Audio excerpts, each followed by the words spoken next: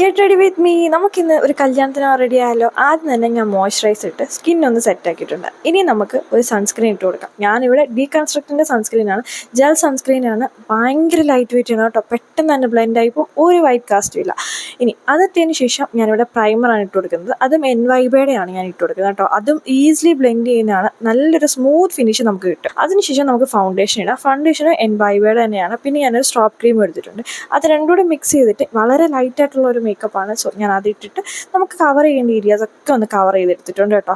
ഞാനിവിടെ കൈ യൂസ് ചെയ്തിട്ടാണ് ചെയ്യുന്നത്, പ്രത്യേകിച്ച് ഞാൻ ബ്രഷ് കാര്യങ്ങളൊന്നും എടുത്തിട്ടില്ല. ഇനി നമുക്ക് കൺസീലർ ഇട്ട് കൊടുക്കാം. കൺസീലർ നമ്മളിവിടെ ഡാർക്ക് സർക്കിൾസിൻ്റെ അവിടെ, പിമ്പിൾസിൻ്റെ മാർക്സിൻ്റെ അവിടെ അതൊക്കെ ഇട്ടൊന്നും സെറ്റ് ആക്കിയിട്ടുണ്ട്. ഇനി കുറച്ച് സ്ട്രോപ്പ് ക്രീമും കൂടി ഇട്ടിട്ട് ഒരു ഗ്ലോയി ലുക്ക് നമുക്ക് ക്രിയേറ്റ് ചെയ്തെടുക്കാം. ഇനി കുറച്ച് ലൂസ് പൗഡർ സെറ്റ് ചെയ്ത് പൊട്ടും കുത്തി ഐ മേക്കപ്പും ചെയ്ത് കഴിഞ്ഞാൽ അത് സെറ്റ്.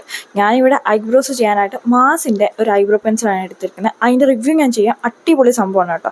അപ്പോൾ ഐ മേക്കപ്പും കഴിഞ്ഞു, ഞാൻ ലിപ് ബാമും ലിപ്സ്റ്റിക്കും ഇട്ട് ഇനി നമുക്ക് ഓർണമെൻറ്റ്സ് ഇടാം. ഞാനിവിടെ മാല ഇട്ടു, കമ്മലിട്ടു, പിന്നെ നമുക്ക് ഹെയർ സ്റ്റൈലും സെറ്റ് ചെയ്യാം. ജസ്റ്റ് ഞാൻ നോർമലി അതൊന്ന് അഴിച്ചിടുകയാണ്, പ്രത്യേകിച്ച് വലിയ സ്റ്റൈലും കാര്യങ്ങളൊന്നുമില്ല, നോർമലി അതൊന്ന് അഴിച്ചിടുകയാണ് കേട്ടോ.